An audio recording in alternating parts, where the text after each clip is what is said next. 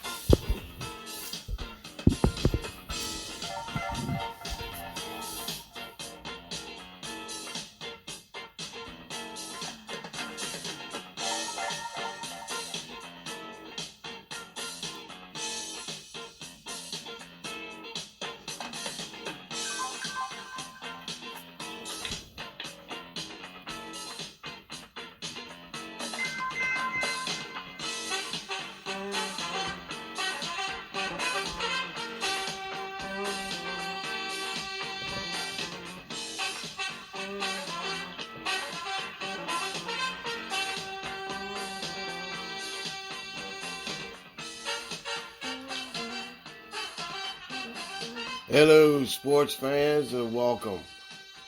Welcome to episode 96 of the Guru Talking Sports Podcast.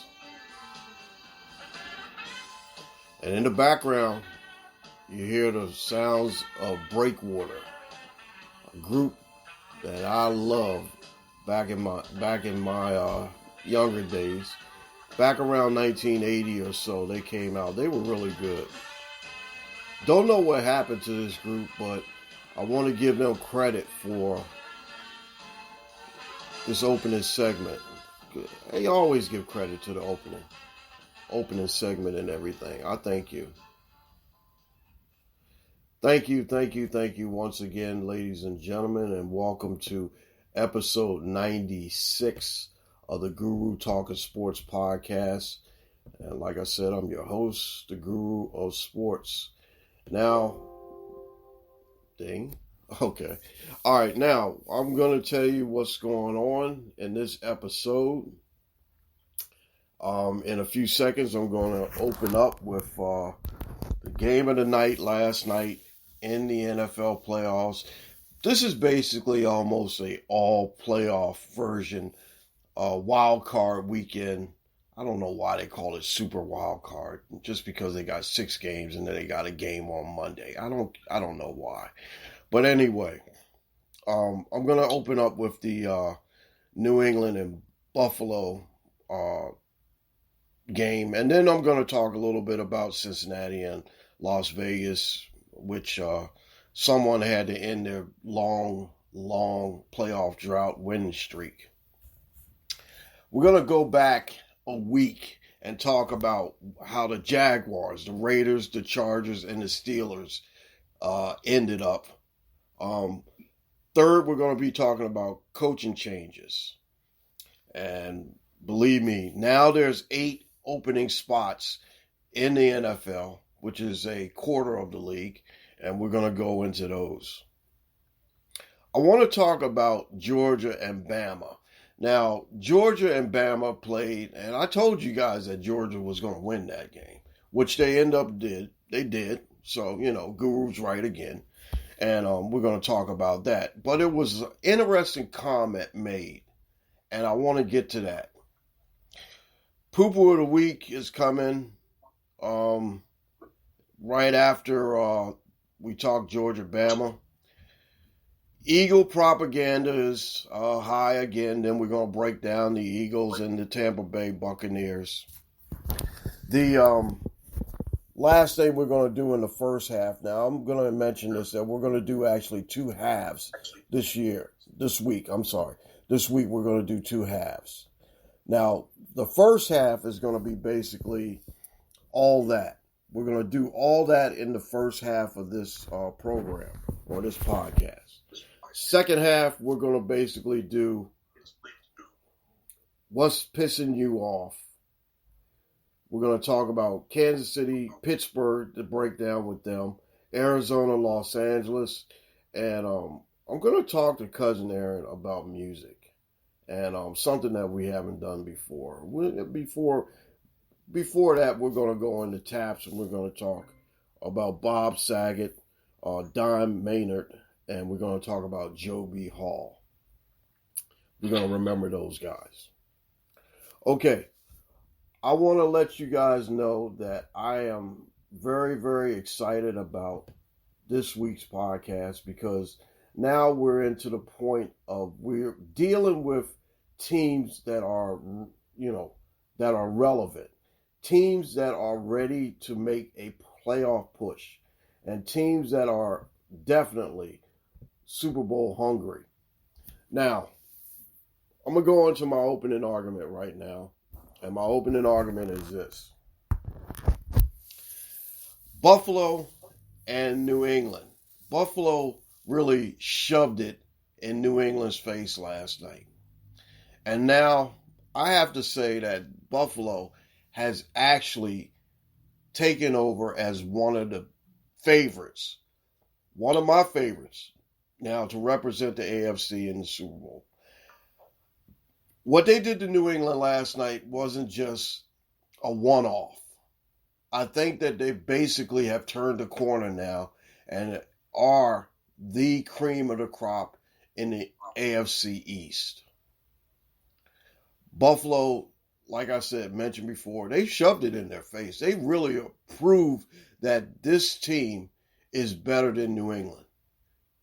Now, we can remember the game that they played, a while back when they only had, their rookie quarterback only had 3 passing attempts. But I want you guys to know that this guy, McDermott, did his job last night. Josh Allen proved to them that he can win a big game.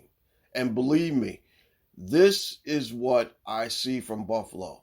Buffalo is ready to rise up to the cream of the crop of the AFC. Now, we know we talk about Tennessee and we talk about the other teams in the AFC that are pretty good, Kansas City as well. But I'm letting you guys know right now that Buffalo is right. Buffalo is ready. Buffalo is hungry. And they are ready to take that next step into the AFC elite teams. Okay, like I said, they shoved it in their face. They basically just manhandled them all night long. And there was nothing Belichick could do. Belichick is a great coach, and I like Belichick because of his greatness. But he had no answer for what Buffalo was doing. And this was his worst playoff loss in his career. Buffalo looks good to me. I'm going to break down the other one in a few minutes, but I want to bring in my co-host, Cousin Aaron. Cousin Aaron, how are you today? Good morning, Guru. I'm doing pretty good this morning. It was rough last night. I had a little pain, but I'm all ready to go this morning. And hello to the folks in the audience. Glad you joined us. All right, what did you see last night in Buffalo? That kind of, your thoughts on what you saw? I saw dominance from start to finish. Buffalo put on the gas, put the pedal to the metal, and never let up. The defense really kind of surprised me because they were all over my man. But they scored at will. Seemed like every time they went down the field, they would score. They were determined. And like you said, they are real. Buffalo is a real team. They look more like the beginning of the year. You remember the beginning of the year? They looked awesome then they slacked off. Then they found themselves, it looks like. So Buffalo really, they manhandled New England. And like you mentioned, Belichick didn't have an answer because things were happening so quick, real quick. And he had no answer. He couldn't even substitute right. So it was a pretty good performance. Matter of fact, it was a great performance by Buffalo, and they'll be in the mix at the end.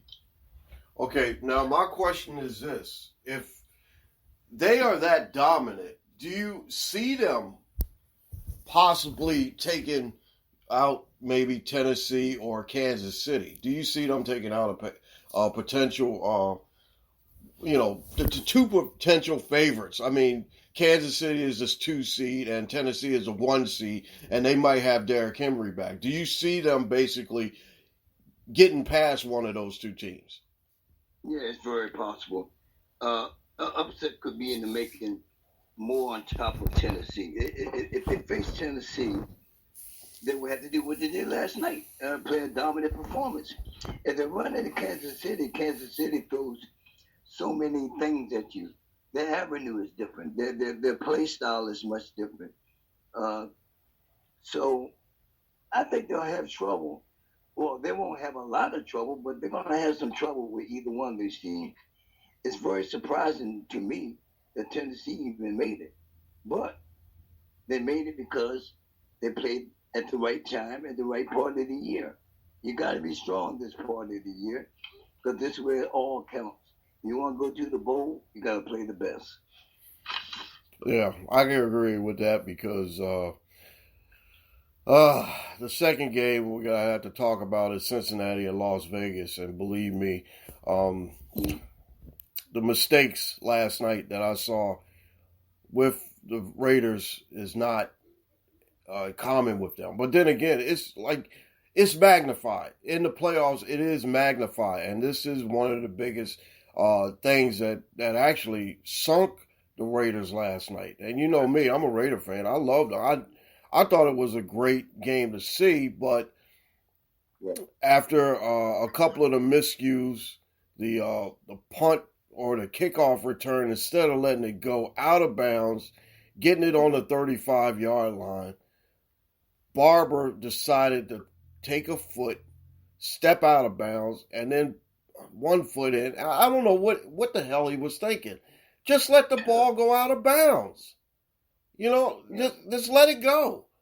It's just like in general with anything. I mean, everybody plays Madden. Everybody plays sports or knows in general, hey, if the ball bounces and it touches you, that's a live ball. Let the ball go in the end zone. Let it go out of bounds. You get the ball on the 35-yard line. But he decided to take and try to field the kickoff and the 2-yard line. Oh my gosh! It was just dumbfounding to me. I couldn't. After that, I was just like, I said to myself, the Raiders ain't gonna win this game, not unless they had some kind of miracle. And they did have some kind of hope until the whistle. And now I'm going to remember this as the whistle game because of the whistle, and Joe Burrow threw the ball and end up scoring a touchdown, but the whistle had blew. It should have been reviewed. I can't understand how it seems like the Raiders are always in these games where it's always a controversy. It's always a controversy. And my thing is, the whistles blew, and it seemed like it kind of blew late, but it still blew. The play should have been ruled dead, and it should have been reviewed, and it should have been replayed. What are your thoughts on the whistle game now? Guru, they let it play out, and the whistle should have blown. It would be called a dead ball whistle. It would have been a dead ball. But the thing about it is, the referees didn't even review it. They didn't even talk to each other in length about it. First of all, who blew the whistle? Why was it blown? I couldn't understand that one. And that hurt the Raiders. That was a turning point if you ever seen one. That was a turning point. Don't you agree? Yeah, I agree. I mean, I look at it this way. After that whistle, I knew that the Raiders had no chance. I mean, I look at it this way. They did try. They tried their hardest. Now, Josh Jacobs had a really good game. Really, really nice game. And that's what they needed. They needed him to pound the ball. But the thing about it is that that's all they needed, a lot more. And they needed situations where they needed to bring him in, and they needed a little bit more when they just needed that. But it was just hard to try to go uphill against Cincinnati, and Chase and Burrow are going to be around for a long time, and believe me, I think that they're going to be able to. They're gonna rule that division. And Baltimore, thought they had it pretty nicely, but you know what? Baltimore's got a lot of competition to deal with in that division right now. Yep. All right, I'll tell you what we're going to do. We're going to take a little break. It's about 19 minutes left in the first half, and we'll be right back with a break. We'll be right back, and you guys take care. Just hold on tight. This is the Guru Talking Sports Podcast, episode 96. Hold on a second. We'll be right back. Okay, welcome back to the Guru Talking Sports Podcast. This is episode 96. We're going to finish up the thought on the Raiders and the Bengals from last night. Like we were talking in the break, Cousin Aaron said that they had a lot. The Raiders had a lot of chances to win this game, and I don't know. I look at it this way. I think what it was is that going into this game, and I'm not going to make any excuses for the Raiders. The Raiders don't need any excuses because of what they went through the whole season. And a lot of people make it out to where, they had a traumatic, I understand that. But the thing about it is that when you get into playoff football, it's time to play the game the right way. What earns you the right to get to the playoffs should be the game plan that you use to win all these games to ultimately, I guess that's the word, make it to the Super Bowl. And what they did was basically regress to not doing what they were supposed to do. And I just I didn't see them winning that game because of, like I said, the mistakes they made in the beginning was killer. I mean, it was just no way they could go around it and kind of rebound from it. You can't rebound from bad mistakes. And if, the team that you're playing against, Cincinnati, they are a good team. They will capitalize on the mistakes, and they did. So what do you think about that, Cousin Eric, on your side? Yeah. I think it was more mental, something we hadn't seen from the Raiders all year. They made some crucial mental mistakes. Very mental mistakes, or they were elementary. You don't make those mistakes in a type of game like this. And they had veterans on their team that, to me, they second-guessed themselves. Just like you were talking about the ball going out of bounds and you let things go. Teams should, guys should know, man. They have the knowledge, but they're not using their mental capacities. And to me, like I said, Raiders had many, many chances. The mental mistakes is what killed them. That's what I saw about it. Yeah. Now, going back, I'm going to go back to last week. And in that game with the Chargers and the Raiders. Now, they basically had the formula and they basically knew what they needed to do. That game went down to a tie. Now, I was getting ready for work. I was going up to Boston. I basically looked at it and I was like, they're in overtime right now.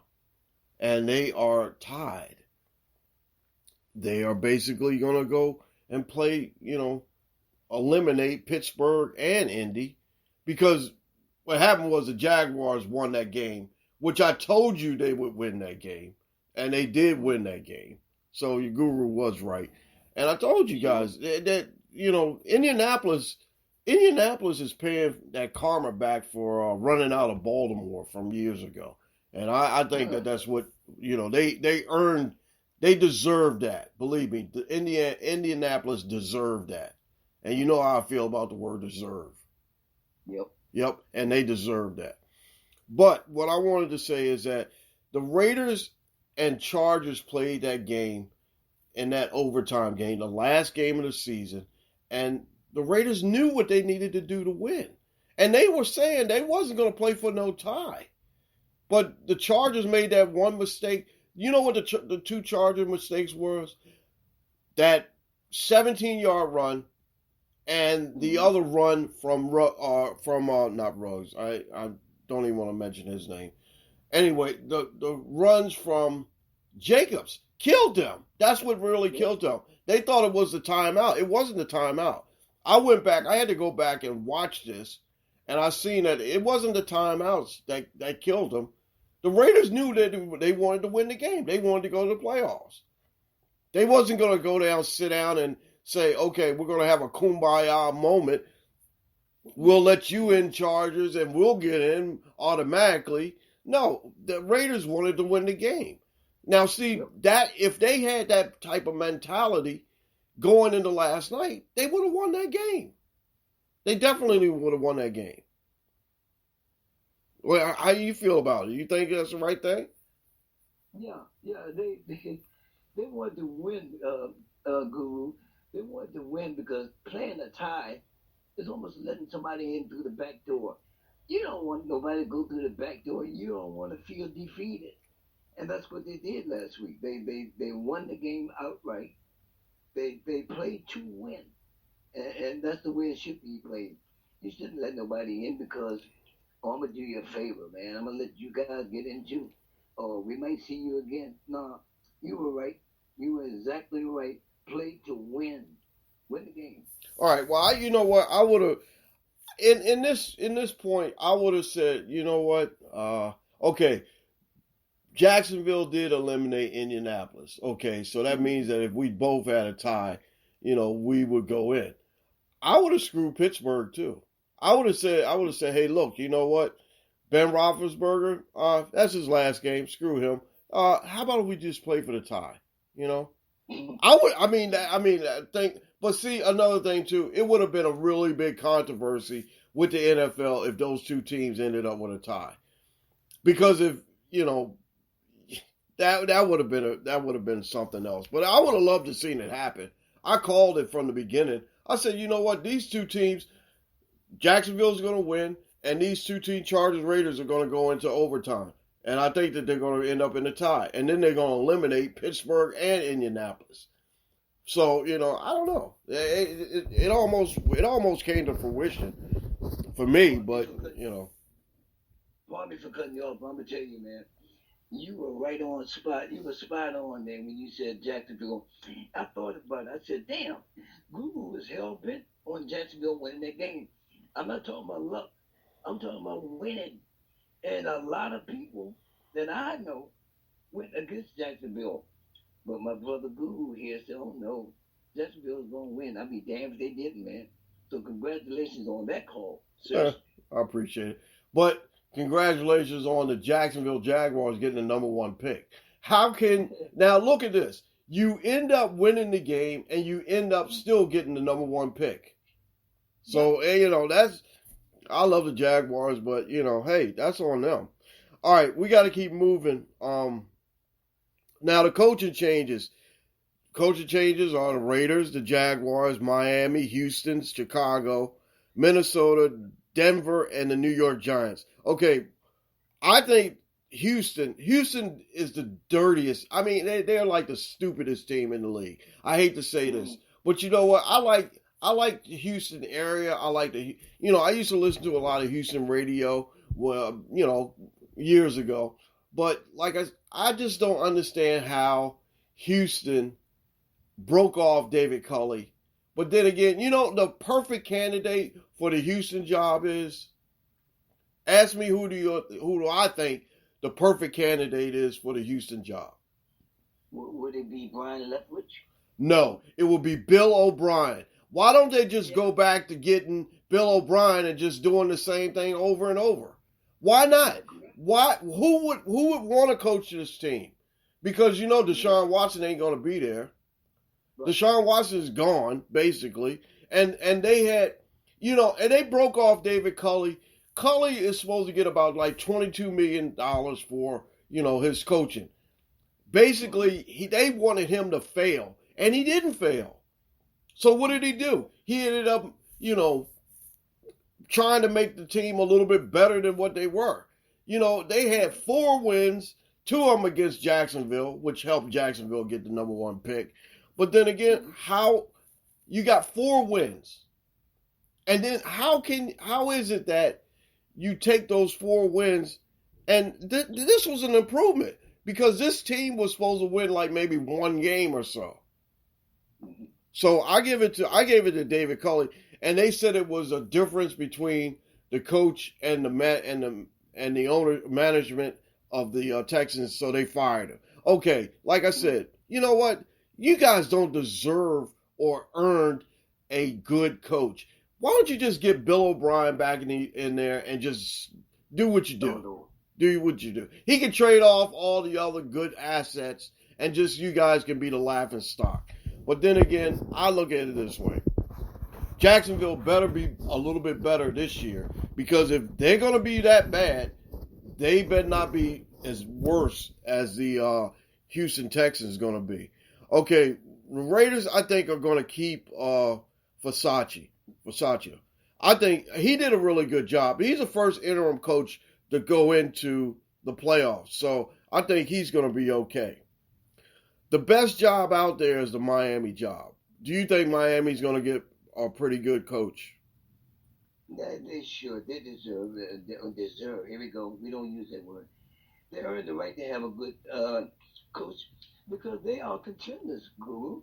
They play like contenders this year. They just had some bad luck that fell on top of their heads. Yeah.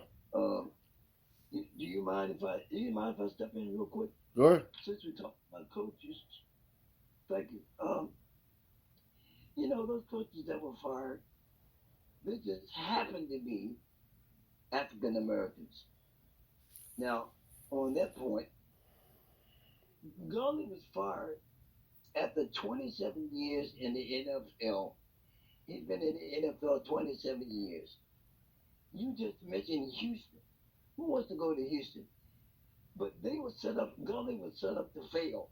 You know that. He was set up to fail. So was Todd Bowles back when he was with the Jets. So was a couple of other coaches. On the eve of Martin Luther King, we had to have that to come up the NFL. I tell you, man, the NFL is some shit. Excuse my French. But they knew that was going to happen. They set these guys up somewhere where they know they can't win. And they end up getting fired.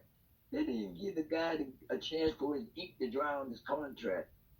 You got guys out there now like Byron Leftwich, who's the defensive coordinator. He deserves shit. He earned it. He earned his way. You got guys that even after John Gruden is gone, Urban Meyer is gone. Give those teams somebody, African American coach that is very capable of carrying a team. I just don't get it, man. The powers to be were pressured to hire black coaches. Well, they did. They hired a couple of them. Then they snatched them from you. NFL has a double standard, Guru. There's a double standard if they ever want to see one. And just to mention, did you know there were 4 minority women that own football teams? They own them.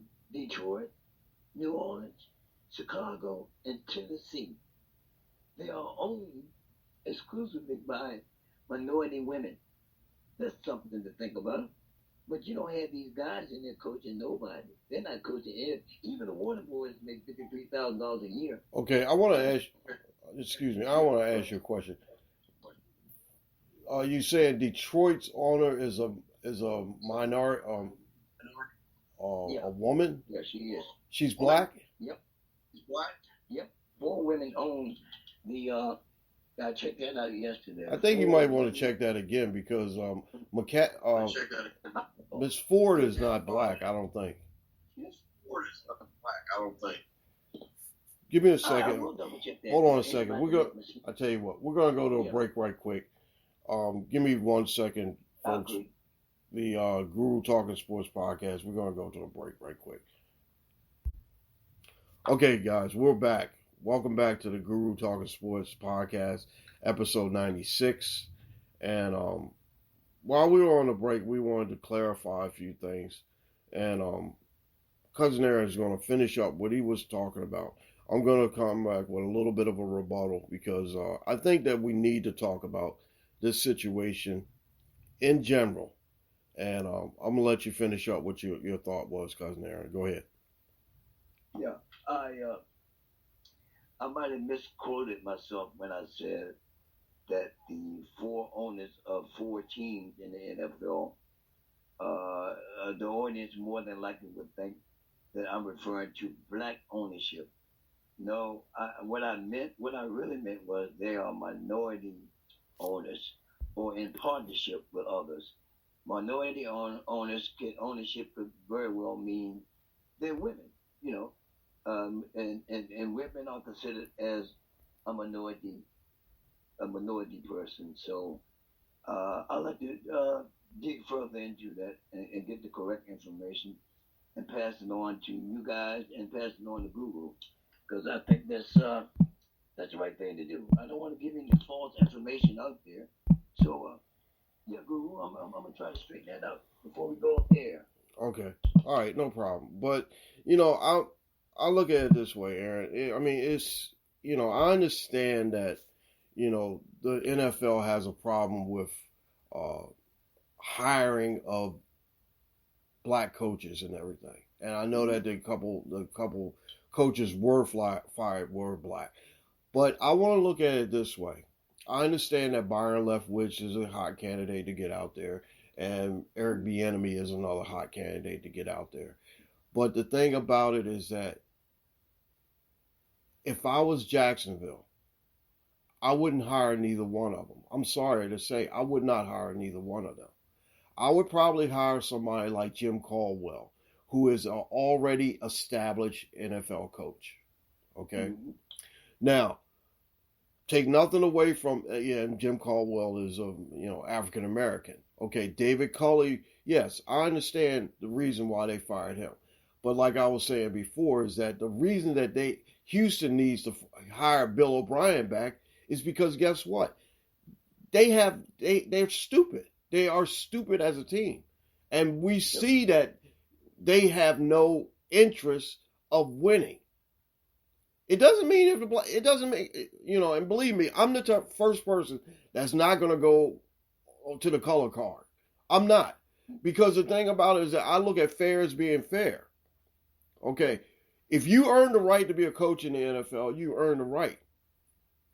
I understand that Jacksonville wanted Urban Meyer because he was a hot ticket candidate.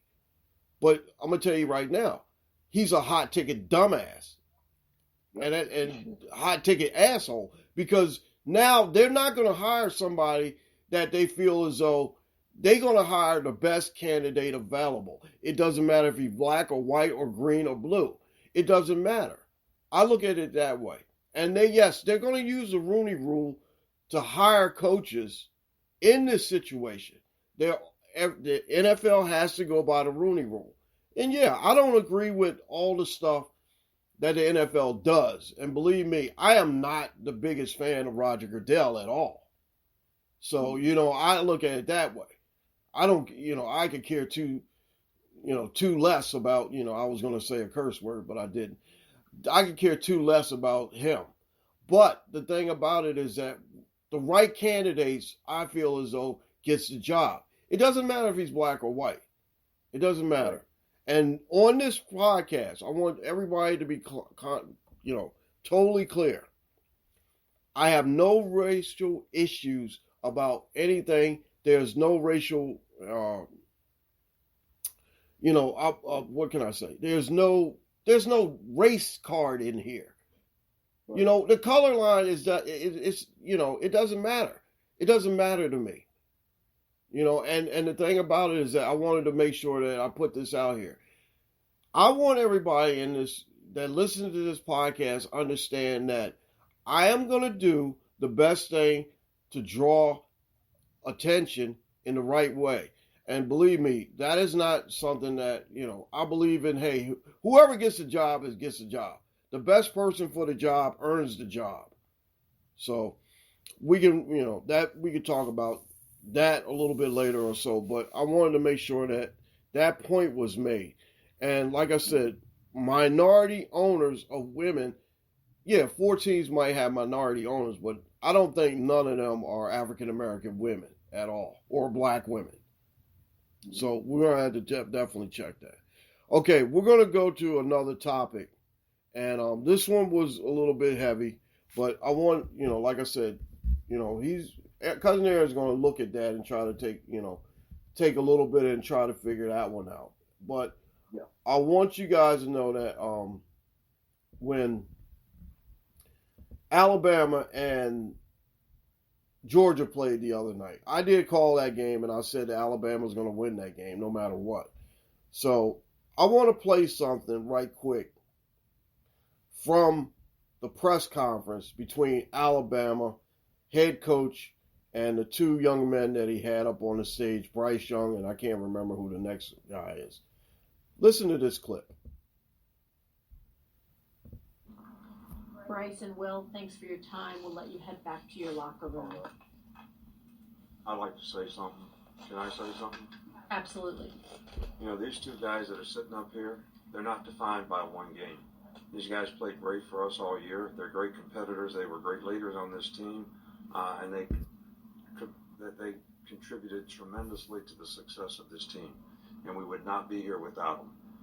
And both of them take responsibility for the loss, but both of them contributed in a lot of ways in a positive way to giving us a chance to win and a chance to be here to have an opportunity to win. So I just want to thank them for that and let everybody know how proud I am of these 2 guys. Okay, I got to give Nick Saban a lot of credit. And last week I did say something that, I'm not really a big fan of his. No, I'm not a big fan of his. But the thing about it is that you got to give credit where credit is due. And Nick Saban basically, he made it point blank that, hey, these 2 guys played great, and I got to give them credit for it. What do you think about that, Cousin Aaron? When you heard that sound clip, what was your thoughts of it? You talking about Nick Saban? Yeah. Yeah, Nick Saban, he's probably a gentle guy. He's probably, I think his heart is into everything. But sometimes I think Nick Saban's mind goes haywire. At least he presents that to his audience. Nick Saban he's a heck of a guy. I don't agree with everything he says and does, but he's worthy of his worth. That's what I'll say. Nick Saban, nobody's special, but he's on the money with a lot of things. There's some things I disagree with. Yeah. All right, I got to give him credit. I mean, he did. I mean, Georgia basically, kicked their butt. And you know what? We knew that Georgia, we both picked Georgia, and we knew that Georgia was going to win that game. And I give Georgia a lot of credit. But I wanted to give Nick Saban, a little bit of big props on what he said.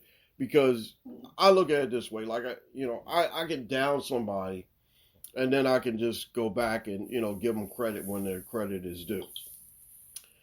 Just like right now, this is it. All right, I gotta kind of, go into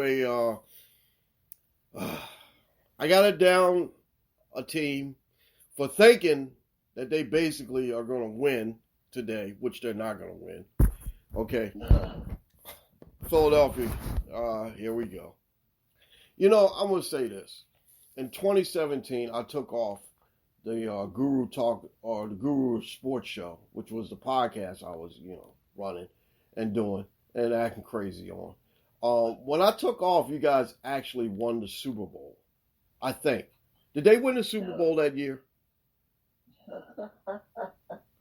Aaron, I'm serious. Cousin Aaron, did they win the Super Bowl that year? Yeah, you could say that. I know you got a special taste in Philadelphia fans, but yeah, I think they won it. I think they won it. They won the Super Bowl. Okay. Now, see, that's the thing. I have to take what do you guys want me to do? Stop this podcast now so you guys can win another Super Bowl? It's not gonna happen. It's not gonna happen. All right, now you guys know that you're facing Tom Brady. We're gonna break down that game in a minute. But I want you to hear something. This is the Philadelphia commercial that I wanted to play because they feel as though that this is their time, and then you know what happens when they get into the playoffs? They think they can win the Super Bowl, and they get the propaganda going, and they get all the stuff about how great the Philadelphia Eagles are. Here, listen to this. I want you to listen to this crap. Last time, Philly. Hey, Tom, we're back. Fly, Eagles, fly. Philly's got your back. Let's go, Birds. Beat the Bucks. What the hell is that? What the hell? Come on. Give me a damn break. You guys know you're not going to beat the Bucks today. Come on. What the hell? This is the propaganda that I got to deal with. This is what I got to deal with. I know. Aaron, what is wrong with these people? I don't know, but you know what? You got a lot of people, they're hoping to pray, they're on their knees, hoping that Philadelphia gets over today.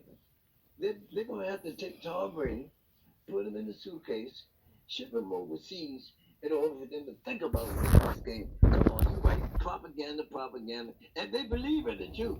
Trust me. Yeah. And after this podcast is published, I'm gonna get about 20 text messages and everything about how you guru, you're a fraud, you're wrong, you crazy, you're out there.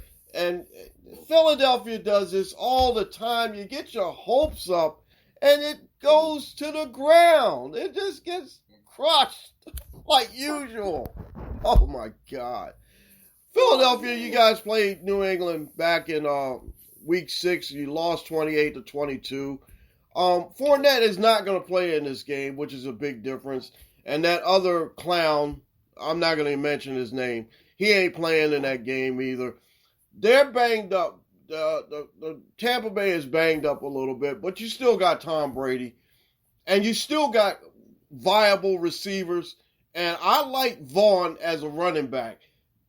They are going to be able to run the ball. And Philadelphia, I don't know. You guys might have Sanders back, but and one of the things that the defensive coordinator for Todd Bowles did say is that we have to prepare for Jalen Hurts. He's like a running back that can throw the football. Yeah. All right. Now, I want you to, give your thoughts on this game. I see this game, and Tampa Bay is what, an 8.5 point favorite. Some places might have it at 7.5. I look at Tampa Bay as winning this game. They're the second best team in this conference. I see them moving ahead. Philadelphia, what do you guys feel as though that you got any shot of winning this game? Answer this question. Answer that question, please.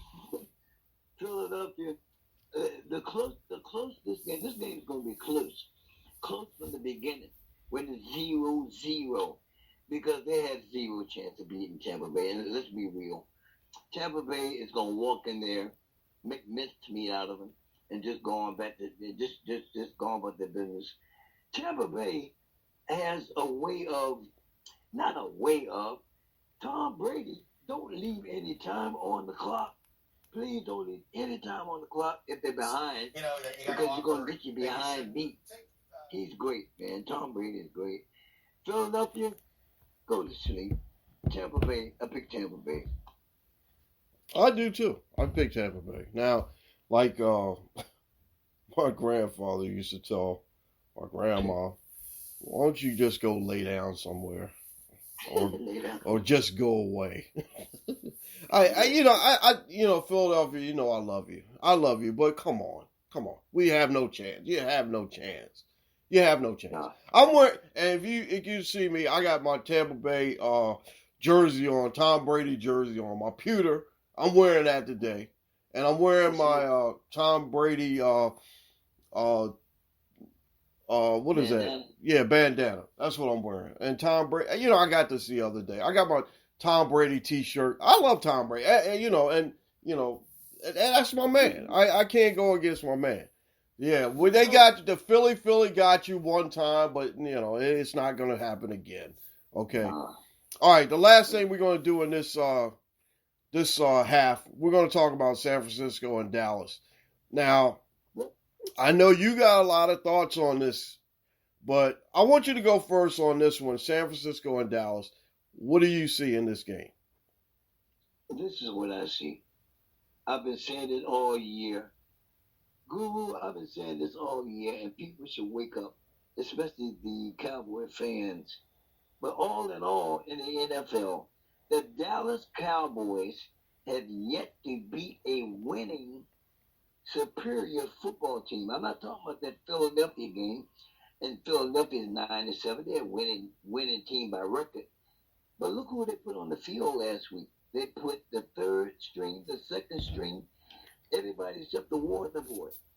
They Cowboys didn't beat anybody, but they have yet to beat a winning ball club. Until that happens, I can't really go with them in this one. They're 3-point favorites, and in my betting with the Vegas app, I really think they're going to win straight up, San Francisco. I really do. They're 3-point underdogs. I'm taking 3 points. I don't know why. They're looking for a push. The game probably will be close, but I think San Francisco defense is just as good as Dallas. Mm-hmm. Really. It's based on stopping the run. And Dallas doesn't have a running game. Zeke Elliott runs like he's running in quicksand. The only person that gives him a spark in the running game is Tony Pollard.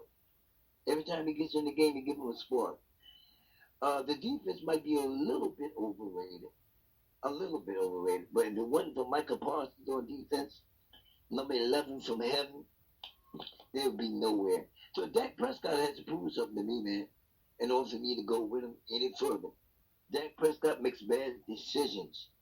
He makes bad decisions while he's on that field. A play is called, you have to check down and do something else because he holds on to the ball a little bit too long. So that's my take on it. I like San Francisco to upset them. All right. Now I want you to know, Cousin Aaron. I know that you're not the biggest Dallas fan, and and see here lies what some that my problem is I have to deal with because I have a couple Philadelphia fans in my household. Now, see, they think that I'm a hater because that's your opinion. And that's your opinion, and you're allowed to your sports opinion, right? Right. Now, and just like with me, I'm not saying this because I hate Philadelphia. I'm saying this from my sports from my sports vision, from what I know. And see, that's the thing. Aaron knows his, sports vision, but he's right. I haven't 9 of the 17 games that they won are basically games against teams that are not really that good. And the last Philadelphia game, Philadelphia didn't even have the players that they had. They sat a lot of players. I mean, I saw who Quez Watkins or whoever he is. They and Jason Kelsey. What did he do? Run out there for one play just to get his streak, and that was it. And he was back on the sidelines.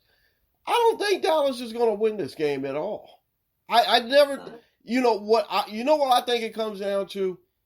Elijah Mitchell running the ball, Brandon Ayuk and Deebo Samuel playing out of their backsides to win this game. They're going to win this game because of them. And Jimmy Garoppolo, if he can just be steady, not do anything really pretty, and just play the game just the right way, San Francisco's got to win this game. I think San Francisco's going to win by at least 7.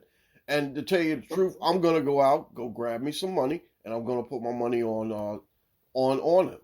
I'm going to put my money on San Francisco today.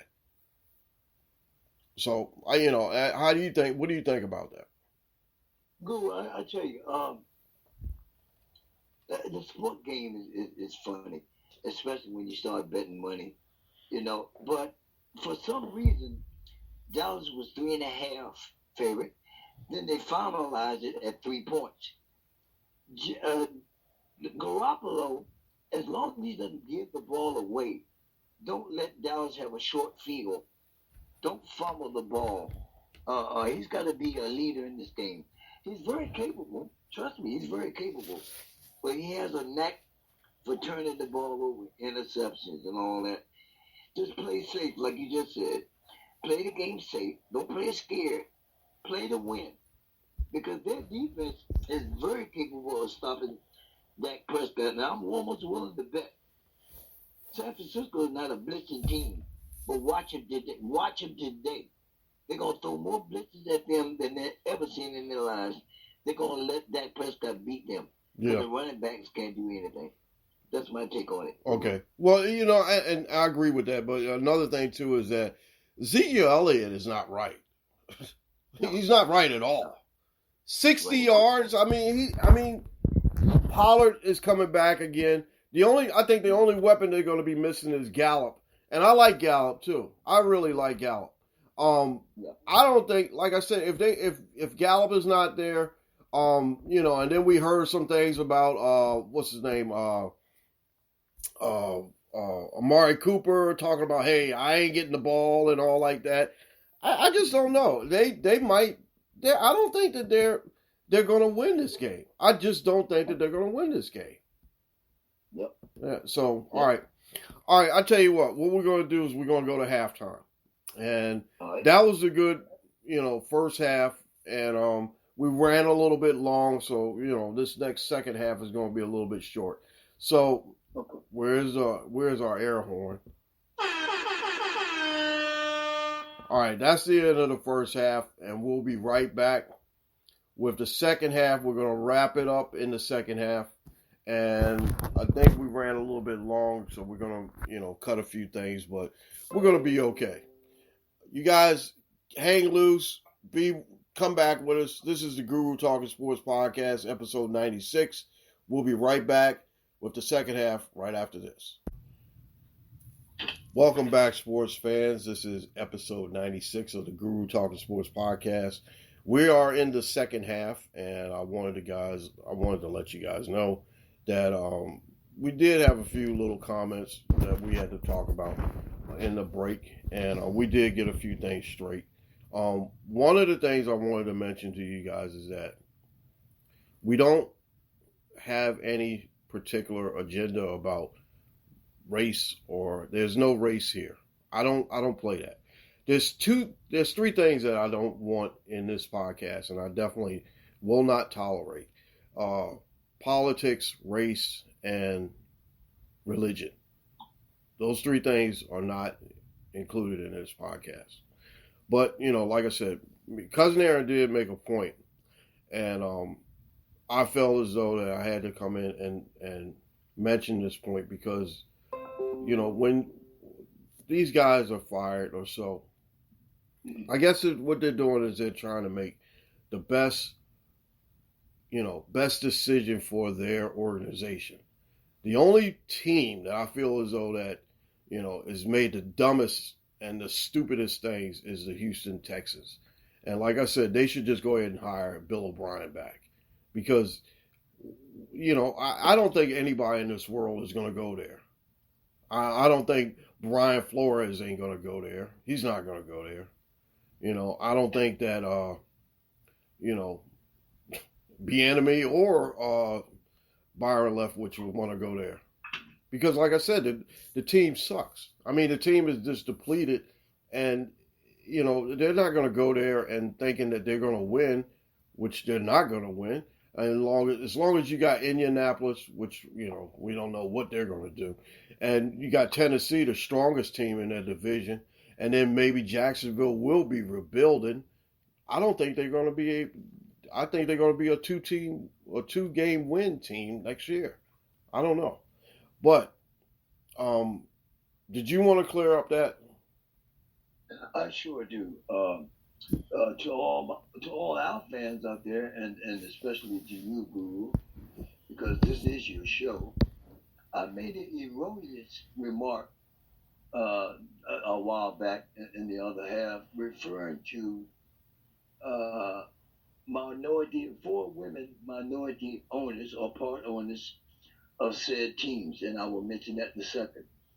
I don't want our audience to think I was referring to any black African American people, nor was I referring to any whites. Like Guru said, we don't play that on this show. We don't play the color card or the race card. What I actually meant was there are four minorities that own clubs in the NFL, and actually neither one of them are African Americans. And just to name them, for Detroit, her name is Sheila Ford Hamp. In New Orleans, it's Gail Benson. That's a family organization. In Chicago, it's Virginia McCaskey. In Tennessee, it's Amy Strunk. The nationality is not verified at the moment, but they are four minority women. And there's a fifth one that has part ownership of the Buffalo Bills, and that's Kim Pekula. She's of Korean descent. So I thought it was necessary and the proper thing to do to clarify what I had said earlier, and I owe the audience apology, and that's what I just did. So thank you for listening to me, and I think we got it straight, Guru. All right, well, that's no problem. All right, that's no problem. But yeah, women, it's just the best thing just to say women. 4 women are owner. Yeah, the Benson is, I think she's a daughter of Tom Benson, and Exactly. the McCaskey. Oh my God, all they got like 75 McCaskeys running that team. And see, that's the thing. That's the problem that lies in Chicago.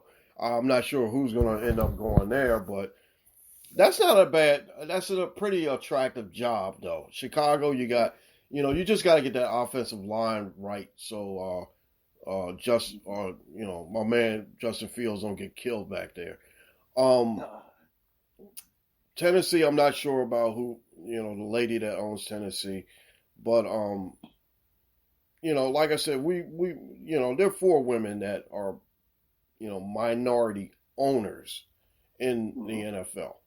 Okay, I'll tell you what, I think we hit that subject pretty hard, and we got it straight. Okay, I want to mention before we go into the second half. Now, we got a few things that we're going to talk about in the second half. The main ones are the Pittsburgh and Kansas City game, and the Los Angeles Rams and the Arizona Cardinals game. We're going to talk about them and break them down and give you our opinions. But first, I want to talk about. Then we got. I'm going to talk to Cousin Aaron about some music, and first of all, I want to talk about. And also, we got our favorite section, which I'm going to do right after this. It's called "What's Pissing You Off." Now, John Lester announced his retirement the other day. I think 200 wins is going to get him in the Hall of Fame. He is probably one of the most clutch pitchers. I think he got like 3 rings. And to me, I like John Lester. I always did because, when I used to play fantasy baseball, he was one of the guys I would go to, and he would always be clutch for me. So I thought that John Lester was a short. I mean, I didn't really look at him as a Hall of Famer per se when he was playing, but after his retirement, yeah, he's got 200 wins, and his earned run average isn't that bad. But I look at it this way: John Lester was a great player, great pitcher. What are your thoughts on John Lester, Cousin Aaron? Yeah, he's a top notch guy. Not John Lester. He's top. But the only thing I can say, he's a top-notch hurler. Yeah, that's about all I can say about him. Yeah. Okay. All right. I'll tell you what. Now we're gonna wrap that up. But I just wanted to let you guys know that John Lester did retire, and I expect him in the Hall of Fame in about a couple more years, definitely. All right. What's pissing you off? Now, like I told you before, me and Cousin Aaron mentioned this. I talked to him a couple days ago, and I told him that I got about maybe 8 or 9 or 10 of these what's pissing you off things. I only got 3 that I'm gonna play, but Cousin Aaron, I want to ask you, what's pissing you off? Is it the same thing, basically? People not wearing masks? No, I switched gears this week. Okay. But it still pisses me off, though. But I'm going to surprise some people out there. All right, what's pissing you off? Horse racing. In the world of horse racing, the sport of kings, I've been betting horses guru since 1972. And this is the first year I have ever heard of jockeys limited to using the whip. You know what I'm saying? The whip. Yeah. They are not allowed at Monmouth Park in New Jersey, and all of New Jersey horse racing. They're not allowed to use the whip, especially at a major track like Monmouth Park. What pisses me off is you can't use it there, but other places you can use it. The same horses might go from Monmouth Park to Belmont Park in New York, and they use the whip in New York. Go back to Monmouth Park, you can't use it. I saw an instance one time where they could use the whip in New York City. The horse is superior in New York. He's superior, more superior in New Jersey. He got down to New Jersey and ran dead last because they couldn't use the whip. So I think it's unfair to the fan. The regular fan that goes to the racetrack, they're really befuddled because the rule really stinks. If you're going to not use the whip, don't use it at any tracks. But that's unheard of. And I know it's been brought up by the animal people. They don't want you to trust the horse unless you kiss them. But that's what pisses me off, man. You can't use the damn whip in New Jersey at all. Over in England, you can only hit the horse 16 times. Well, they got a bunch of people counting it too. But that's my pet peeve right now. Can't use the whip at Monmouth Park in Jersey. Okay. I didn't know that. Yep. Jeez. I'm not. I don't know. I thought it was just a part of horse racing. I did. And believe me, I'm not really up on the how many times you can whip a horse or whatever, Mm-hmm. but I feel as though hey, look, if the horse is in first place, why do you need the whip? Yeah, exactly. I was like, hey, that's on them. Okay. Now what's pissing me off is that Here we go. the other day I had to make a delivery, and I had to I was coming. I think it was overnight. And I had to stop, and I needed coffee really bad. I really needed coffee bad, so I stopped at a Starbucks, and I walked up. I parked my truck. I walked all the way over to I'll say about maybe I need to get out and walk a little bit more anyway. So I walked over to the drive-through where I saw the drive-through, and next thing you know, I was gonna go inside to buy. But there's no inside. You can't go inside because basically all the Starbucks that I see now are all drive-throughs. What the hell is that? That pisses me off because how am I supposed to get the coffee if I don't have a car? If I'm in a truck, I can't go through the drive-through with a truck. Give me a break. I mean, what the hell? I can't go through a drive-through with a freaking 53-foot semi-truck. I can't do that. So now it's like I had, you know what? And then I get to the window. I say, excuse me. She said, oh, it's drive-through only. I said, yeah, I can see that, but my truck is sitting over there.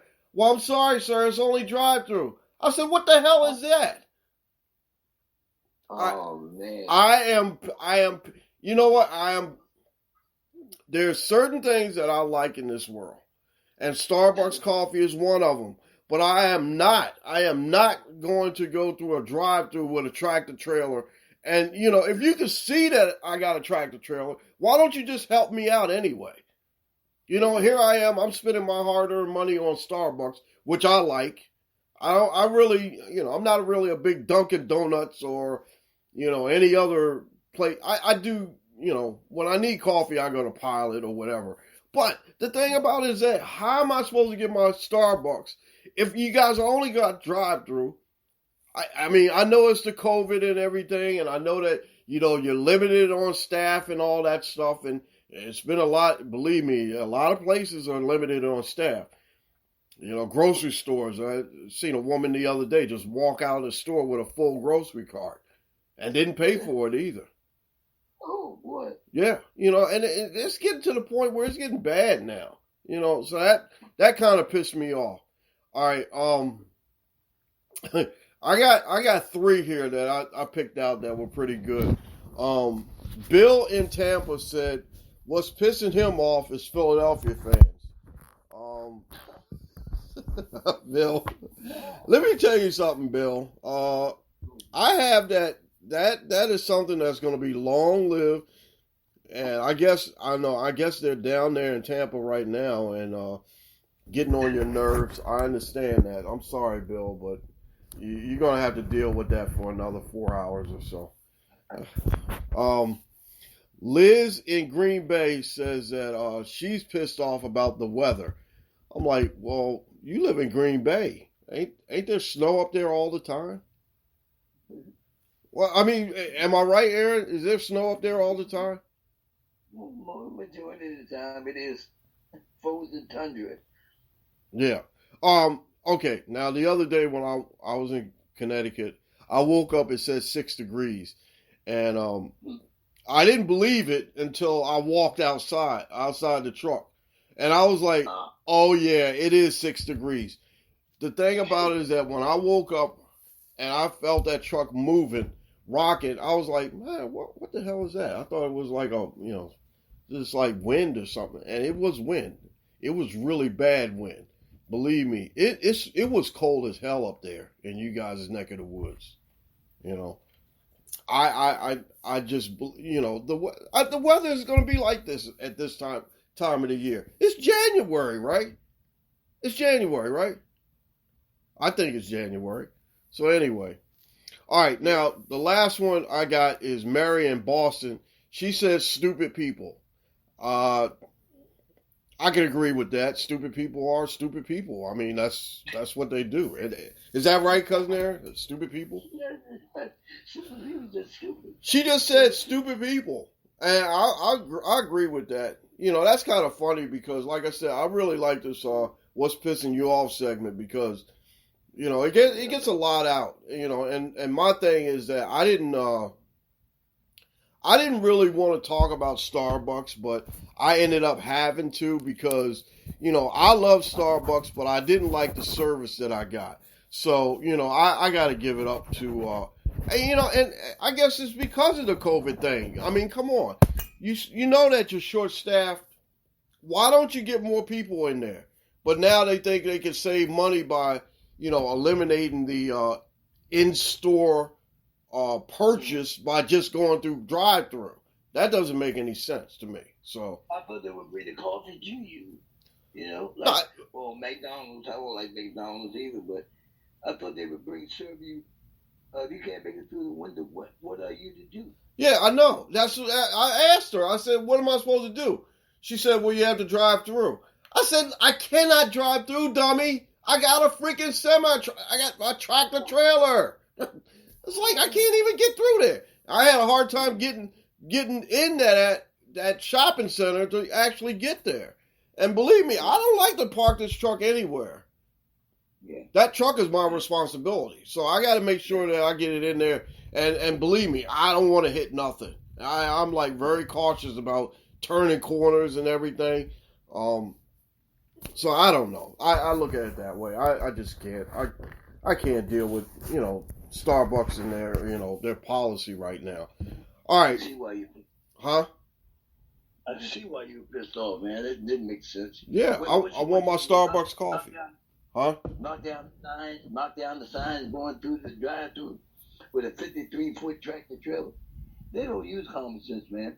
And I agree with your last one. Stupid people.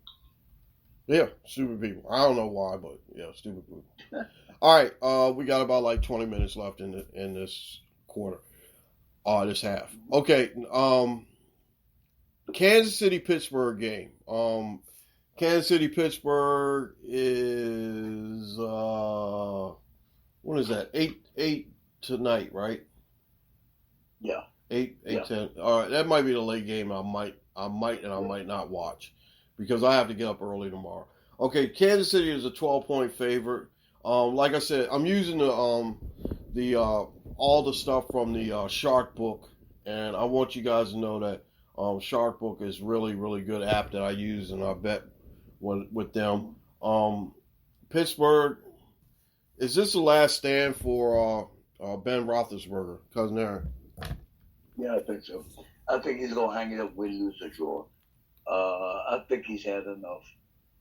He can't take too much more beating. They get to him often here lately. He doesn't have any feet. He can't move around in the pocket like he used to. He can't slide to the left, can't slide to the right. Only thing he can do good is hand the ball off. He still has a pretty good arm, though. Yeah. But he can't do like he used to do. This is last year. I really believe that. Yeah, I think this might be the end of the road for him. I think that if the Kansas City defense has been playing a lot better, and I don't know if the Steelers will keep this close. Now they do got Smith-Schuster back. They did get Smith-Schuster back, so he has another weapon for him. I don't know if they are going to be able to put up the amount of points and keep pace with Kansas City, because I really think that Mahomes, Hill, Kelsey are going to be in rare form today. They're going to be at home. They ain't got to worry about going on the road. And I think that if they can play smart and they can play basically, their style of football, they might be able to blow them out. Yeah. Kansas, if you don't mind, Kansas City, have you noticed lately they've been playing hurry-up offense from the beginning to the end? They've been playing hurry-up offense. They don't want anybody to make any substitutions against Mahomes. They try to keep the opposition off balance. So I think I really think it's going to be a blowout. I'm going to call it 31-17 Kansas. 31-17? They don't lose at home. Yeah, they don't. They really don't. I don't know. I think it will probably be somewhere around, I don't think they're going to score 40 points. I think they're probably going to end up around 39 or so, 39-17. I give them that advantage. Yeah, it's going to be 12, and like I said, it's an interesting game to play. The one game that they people are talking about that they don't know what to play was the San Francisco-Dallas game. But like I said, I'm going to go with San Francisco in that game. All right. Do you have any other little thoughts on Pittsburgh, Kansas City? And you know that Pittsburgh did beat them, or Kansas City beat Pittsburgh 36-10 in Week 16. That's about what it's going to be again. They can't beat Patrick Mahomes, man. Patrick Mahomes got too many weapons. They're slacking a couple, but as long as they got my boy, who's that, Devontae Adams and the running back is gonna be Williams tonight. Yeah, Yeah, because Hilaire is not activated. I don't think he's going to play. He's probably going to be back if Kansas City does make a deep run. He'll be back for like maybe the AFC Championship if they make it, or the Super Bowl. Maybe we'll see. I still like Kansas City. This is the Melvin Ingram Bowl. You remember? Melvin Ingram played for Pittsburgh, and they traded him to Kansas City, and I think Melvin Ingram's going to probably make a difference for the Kansas City defense. So I really think that's going to be a very good matchup to see. And I just think that Mahomes will have his best night tonight. And I really like that game. I really like Kansas City to win that game. Okay, the last game we're going to talk about is the Monday night game, Monday night football game. A lot of people were telling me, hey, Monday night, I'm going to miss the Monday night game. But, it's actually back. Okay, what do you like about this game? I tell you what I really like. Matthew Stafford for the Rams is going to have to prove that he can play under the big lights. That's one thing. I don't think is he going to be shell-shocked? Is he going to be too excited to get things going? He knows who he's facing. Arizona Cardinals, if you remember, they started out on fire, man. They looked like they were headed straight to the Super Bowl. That was early, that was early wishing. I wish they would. Then they stumbled a little bit, like they ran on top of Arizona Cactus or something. They stopped, lost 3 games in a row, and then they looked real ugly, man. They couldn't get nothing going. Colin Murray got hurt. Then he returned. This is going to be a tough game, Guru, if you ever saw one. LA Rams have Sam Darnold. LA Rams have OBJ. Those guys going to play a key role. They very well could. But I don't think LA Rams is going to advance to get back into the Super Bowl at their own stadium like Tampa Bay did. Go ahead. You want to say something? No, I didn't mean to cut you off. I want to correct you. You said Sam Donald. You meant Aaron Donald. Aaron Donald. I'm sorry. My first name, Aaron. Yeah, that's your name, right? Yeah, that's right. Aaron. Yeah, Aaron Donald. All right. Go ahead. Go ahead. Yeah. That's basically. No, thanks for correcting me, because people might ride that. Yeah, Sam Donald. No, it's Aaron Donald.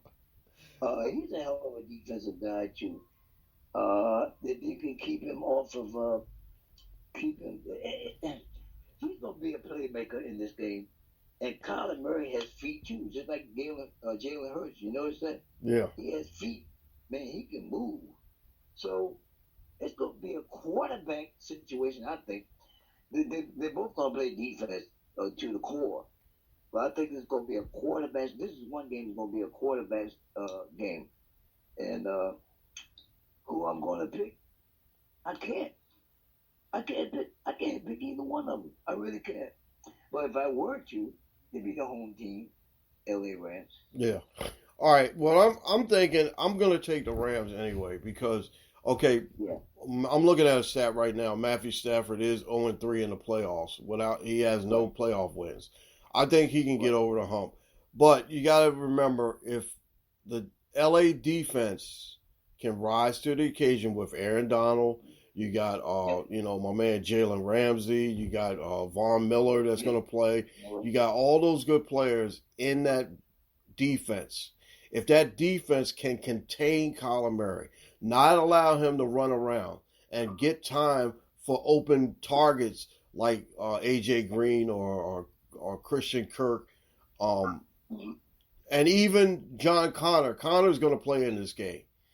So, if they can contain him and put the pressure on him, I think the Rams can basically win this football game. I actually got Rams in on that 4-point swing. I got them. But that's a spread. That 4 points. Colin, I mean, the thing that I think that's going to hurt Arizona is that, their defense is really good. They're getting J.J. Watt back. But the thing that's going to hurt them is that DeAndre Hopkins is not going to be there.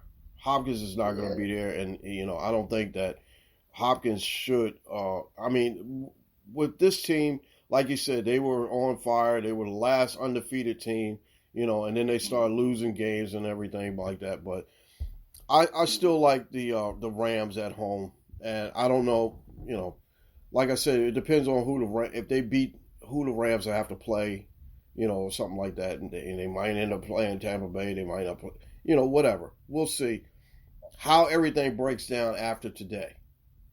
Right. So, we'll see the matchups, and like I said, next week we'll come in, we'll do a football heavy, two halves, and we'll see.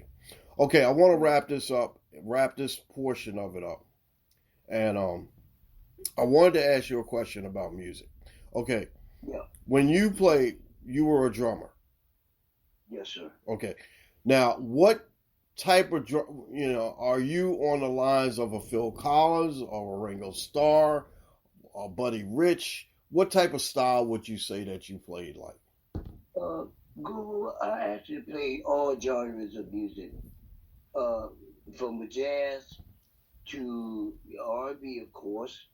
I was an R&B drummer, and I played professionally with several groups, like Harold Melvin's and the Blue Notes, the original Harold Melvin. I was on the road with them for 6 months. Sister Sledge, I was on stage with them at the Pittsburgh Pirates World Series. Oh, it was cold. No, yeah, are you serious? Yeah, I was on stage with them, and it was 22 degrees that night. It felt like it was 17, but the wind was blowing. I had gloves on. I had to take them off because it didn't fit right. Tyrone Davis, man, so many people. Gerald Levert, I played by him before. Mel Bill DeVoe, I played at Mohegan Sun with them one night while I sat in with him. But it was all to me. I wasn't a star. They are the stars. I'd played country and western before, man. If I had to play Old MacDonald Had a Farm, pay me, I'll do it. Basically,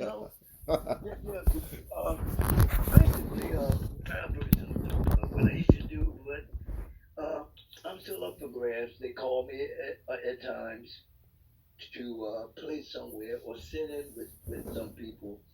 There was the old school group called the Shy-Lights. Mm-hmm.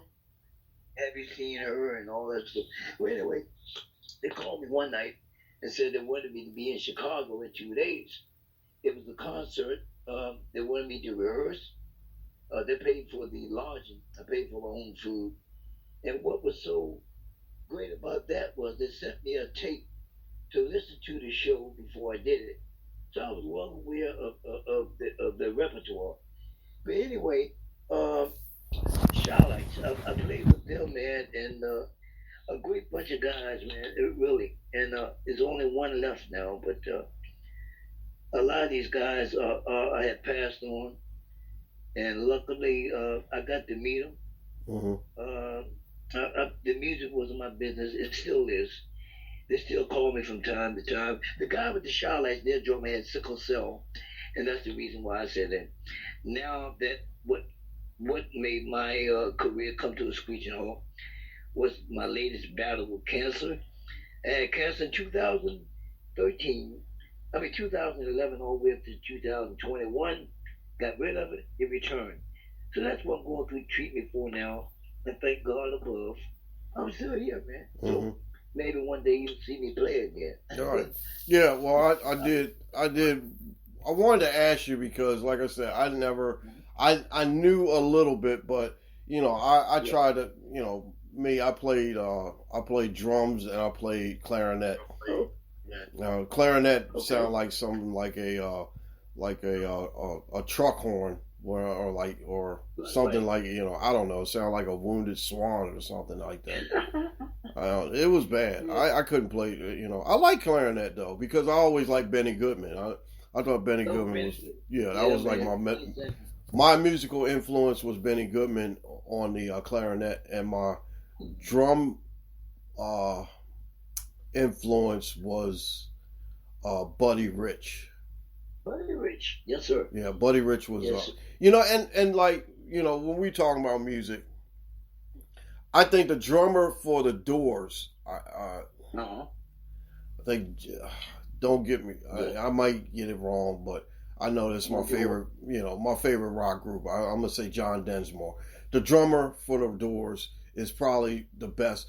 That's one of the reasons why I like the Doors so much, is because their sound was so dynamic and so unique to where, like on Light My Fire, that the drummer makes the whole the sound. That sound is from the drummer, more or less.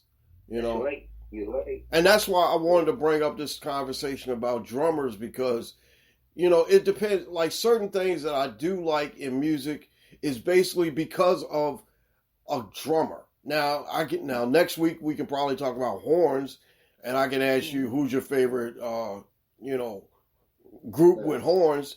Mine, if I'm looking at groups, I'm looking at the Tower of Power and Brass Construction. Remember them? Yep. Chicago, yeah. They got a lot of good horns too. But see, that's the thing. We talk music all day long. We can talk music all day long. I'm glad you brought it up. Yeah. Yeah. All right. Now, the last thing we got to get into, and I hate to do this, is taps. Yeah. Yeah, we lost a few people this week, and I hate to say this, but it's just it's really bad when you think of it, because some of these people were just amazing. They were amazing folks, and I just want to make sure that I give them their due and their proper respect. And that's what Taps is all about, the proper respect. Here's Taps. Here's Taps.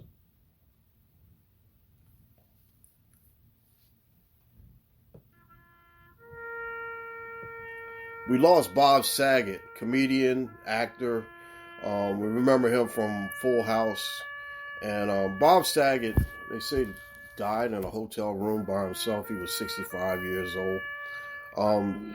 Don Maynard, one of the original New York Jets, played in Super Bowl III and was the key to them beating the Baltimore Colts, which I hated.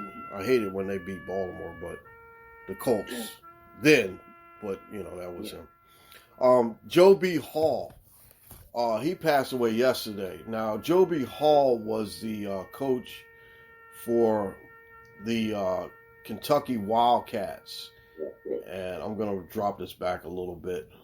Drop Taps back a little bit. Give me a second. We're going to drop Taps back a little bit while I talk about Joe B. Hall. Joe B. Hall was a basketball coach, and he took over for Adolph Rupp. Remember Adolph Rupp? Yep, they named the arena after him, Rupp Arena. Rupp Arena, yeah. Now, I do want to mention this, and this is not anything that is, Adolph Rupp decided that he didn't want to have black players on his team. I do want to mention that, because that is a true known fact. But Joe B. Hall acquired a lot of the players that helped him win championships. I remember they played Duke, I think, in the Final Four or something like, in the finals or something like that. And Givens, oh man, I can't remember his last or first name.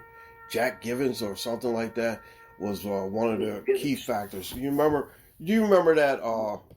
Do you remember that championship game?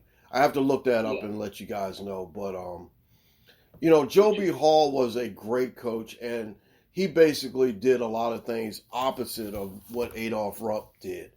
Adolph Rupp was a great coach. But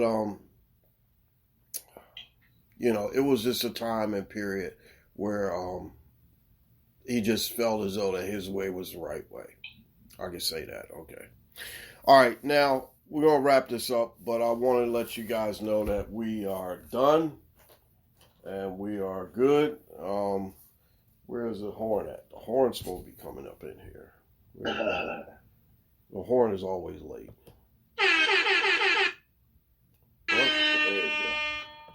All right, we're done. We're actually done with the second half, and we're going to get to the particulars. But I do want to say that, this has been a very, very, very good podcast this week's episode. Some of the things that we're going to work on is some of the things that, we were referred to. But I'm not going to keep going on and on and on about that. You guys listen to us. You'll figure it out. You'll talk to us and let us know how we do. Because I want to hear your feedback on this. Now, one other thing, sports-wise, I want to mention. This whole thing with Djokovic over in Australia, he's out. He's not going to play. So they finally kicked him out. All this stuff that went on, but all over a tennis tournament. Did you hear about this, cousin there? Did you hear about this? Yeah. Djokovic, yeah. He put up a stick, but they don't want him. They don't want him over there, disrupting their program. Yeah, and then they had the prime minister and all these other people come out and talking about, you know what? Okay, all right. He's not going to play. He's not going to play. That's no big deal. All right, finish. It's over. You guys, like I was saying before, you guys really appreciate you guys listening. You gotta check us out because we want you guys to know that we put on the best product for you. We try to find the best subjects and best topics. We try to give you all the information that we possibly can give you, and we try to do it in a good way. Now, like I said, I'm going to get about 20 to 30 calls from Philadelphia fan. But Philadelphia fan, I want you guys to know, I love you. I'm being real. You're going to lose today. Okay. That's all I got to say. That's all I got to say. All right, you guys can follow us on social media. YouTube, I'm at the Guru of Sports Show. I don't think that's going to come back. But you can see all the podcast episodes on that YouTube show. Okay, Facebook, I'm at Guru's Daily Shorts on Facebook. The Guru OS 39 is me on Twitter. Guru's Daily Shorts at gmail.com. I'm at Goat39 on Twitter. Goaty is at BlackGoat39 on Twitter. I don't know where he's at. He's running around here somewhere. I don't know. Spreaker is the main vessel that we come out of, and that is our tool that I use, and they have no the opinions of this show, this podcast, is only by the host and the co-host. Spreaker does not have anything over that, but I'm probably going to end up hearing from Spreaker pretty soon. So Spreaker is our main vessel we come out of. We're on Spotify, we're on Podchaser, we're on iTunes, we're on iHeartRadio, we're everywhere that you find your podcast. And please, wherever you find your podcast, please give us 5 stars, rate us, and let us know what's happening. Call the Guru, 302-468-7239. I forgot to give out that phone number earlier, but I am going to give it out again. 302-468-7239. All right, I want to say big props to the Mary Mack show on Grief. She is my big sister, and she helps me out a lot. Listen to her podcast. She's really good. Okay, my man Jeff Duarte. I got to write an autopsy for the Los Angeles Chargers on their season. And believe me, I haven't written in 2 years, but I hate to do this. I'm going to have to write an autopsy for them pretty soon. And I hate to do it. I got to give shout out for my hip hop brothers. I got to give a shout out for big props to my baseball insider, former Major League player, Mr. Dave May Jr., big props to the young GM, my cousin Curtis and his grandson. They do a podcast, and I want to make sure that they are recognized and they will be mentioned always on my podcast. The D-Alien Illuminati's originals, all the members of them, the D-Alien brothers and sisters, I mentioned you guys. Appreciate you guys. The crew, Caden Guru, executive producer and board op, he's not here like usual. Ray Guru, musical advisor, director, engineer, and technical advisor. We appreciate you. Dante Guru, backup co-host and show advisor and information specialist. Cousin Aaron's co-host. We appreciate you, Cousin Aaron. The motto and saying of this podcast is, this has been a Black Goat production for Black Goat Entertainment. Copyright 2022. All rights reserved. We don't hate, we congratulate, and we create, and we don't steal from anyone, and we always give credit where credit is due. Use the hashtag the Guru Talking Sports Podcast and the hashtag Big Props. I wanted to make sure that I say this. It has been a pleasure. We are, we're doing the best that we can. And like I was telling Cousin Aaron the other day, we make sure that we get the best product out there for you guys. And I want to say thank you again for listening. Cousin Aaron, you got something, say bye to somebody, or what you got? No, not really. I just want to say I have a lot of Cowboy fans on my Facebook. If you don't mind me mentioning it, my Facebook is weekly. It's a publication weekly, and tune into it. I usually come on before the Guru does his thing. So Facebook has my NFL views, and that's where you can find my picks for the week. It's going to be an interesting week, and I thank all you guys for listening. We'll continue the shout-outs after we get through all of this, and this very, very busy weekend and the weeks to follow with the playoff games. Thank you, Guru, for having me, and it's back to you. All right, guys, we appreciate you, and we say thank you. And we're going to leave you this week with one of my favorites from Mr. Curtis Mayfield. Remember him?